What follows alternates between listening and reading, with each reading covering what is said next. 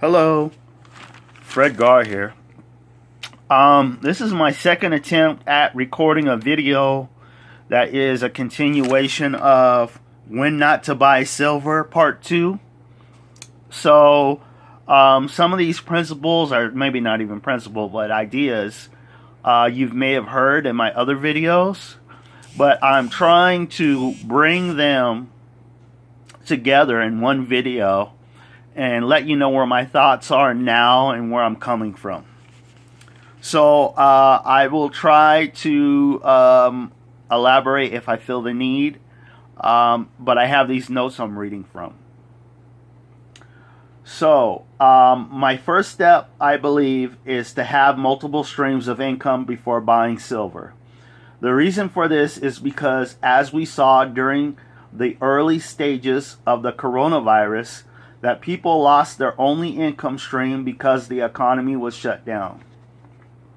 Second point, save 1 year's worth of income from your primary income stream just in case you lose your job or another emergency happens to you.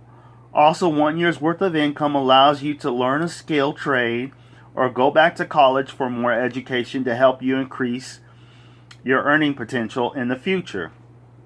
And another point, another factor to help you save a year's worth of income, primary income, and savings is the percentage of earnings that you put away to reach your goal of having a year's worth of primary income. A good idea is to set aside 40% of your side income earnings, or set aside an entire stream of secondary income in that year to reach the goal of having a year's worth of your primary income saved. Now, how I study for this is I look for topics such as skill trades, passive income ideas, or side hustles. When researching possible skill trades, I look for options that have little to no schooling. These trades are certificates that I can earn or that require me to pay a fee to get a license or take a brief class to get certified. As for passive income and side hustle ideas, I tend to read books, ebooks, listen to podcasts, and watch YouTube videos on these topics. Having multiple income streams provides security and stability during difficult times. So if you lose one income stream, you can live off one or two additional income streams that you have, even if you lose your primary income stream. So that was the first section or step, which is multiple streams of income. This is the second section or second step, which is assets.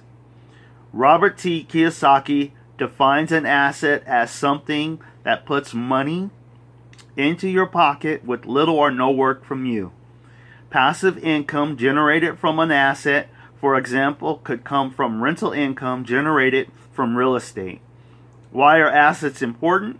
Because if you are interested in becoming rich or achieving financial freedom, then assets that generate passive income will allow you, if you have enough of them, to live off them without having to work or having to live off your manual labor. Accumulating assets after you have saved them up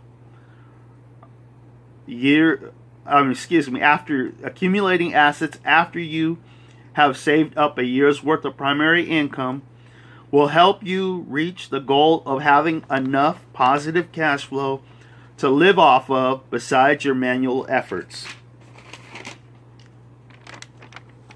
And the second or third section, which is like step 3, is insurance. Many people buy gold and silver as insurance or as a hedge against inflation. But the question I ask is, can you get rich off insurance? Well, let's compare. Excuse me, I just wanted to make sure you guys get a good view of the books and the coin. Well, let's compare this concept to life insurance and ask a similar question. Can you get rich off life insurance? The answer is no, for a couple of reasons. One, you'll be dead. And two, the point of your life insurance policy is to replace the income you were producing or the amount you were worth and give it to your beneficiary. In the case of hedging the money you have saved, we can look at the following example. Let's say you saved up $50,000 and then you decided to hedge the purchasing power of that $50,000 by spending 10%, which is $5,000, to buy gold and silver. So in this scenario, your remaining $45,000 in cash would have to lose all of its purchasing power, and your $5,000 worth of gold and silver would have to gain an additional 90% in purchasing power to equal out to the 100% of purchasing power of the gold, silver, and currency you had originally before the currency was devalued. If this were the case, your cash would be worthless, and all you would have is the original purchasing powers you had before your cash became worthless. If this doomsday scenario were to happen, I would be more worried about food, water, and security instead of trying to get rich. In this scenario, you may be able to barter your precious metals for real estate, but with the currency being worthless, you would have to ask yourself 3 questions. 1, how long would you have to hold on to your real estate before a new economic system emerges? 2, will the real estate have any value in the new system? 3, will it have positive cash flow in the new system? An alternative would be holding on to your precious metals until the new system comes about, and at that point, would your precious metals be valued at the same amount as before the economic system collapsed? I am not against stacking precious metals, but as I mature as a stacker, I realize their place in terms of my overall plan. That's why I think developing multiple streams of income comes first, then buying and creating assets comes second, then purchasing different forms of insurance like purchasing food and water, then having security to protect the food and water that I purchase as well as my residence, and after purchasing those items, then buy precious metals as a last resort. So this is my second attempt at trying to make my notes make sense. But I wanted to go over these books real quickly. 2 of these you've already heard about and seen. The Millionaire Booklet. Instead of saying multiple streams, he talks about multiple flows of income. I can't stress enough how this book is really a great book to have, by Grant Cardone. The Richest Man in Babylon by George Clason. Another great book. I've talked about this. This is really more about buying assets, putting back 10% of your income and buying assets. So it's a good book to read. Then a lot of people have criticized Robert T. Kiyosaki about not being clear about his teachings on buying assets that produce positive cash flow. And this Success Stories, I think, is a great book because it actually gives you examples of people who've taken his principles and used them to get financial independence, and it gives you the numbers breakdown as well. So this one is by Robert T. Kiyosaki with Sharon L. Lecter, CPA. I don't think it's in print.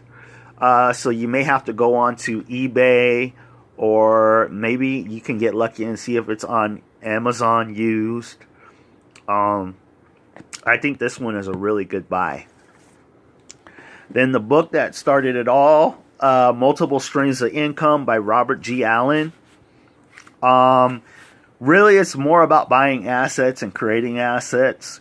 But I think it's a great book to kind of give you an idea of multiple streams of income and how they are, different, like stocks or real estate or intellectual property and licensing and things like that, how they generate income and how you can benefit from having those multiple streams of income. Then this one, the 100 Side Hustles. I don't know how to say that name, but you can see it in the camera. This author also wrote The $100 Startup, which I thought was an interesting book. I didn't read all of it, but I read part of it. It was really good. Every now and then, when it gets late at night, I'll flip through this book and look at different ideas for side hustles that don't take too much effort on my part, things that I feel I can do. I think that's the key when you're looking for a side hustle. Something you feel you can do that's not going to be very stressful. It's just putting a little bit of extra effort to generate a second or third income stream. So those books, I hope they help you. This is actually the original round from the video titled When Not to Buy Silver. And as you can see, it's toned quite a bit more than in that video, which was shot a few months ago. So I will be watching this video. I hope it makes sense. If you have any questions or comments, please leave them. I have a little lozenge in my mouth.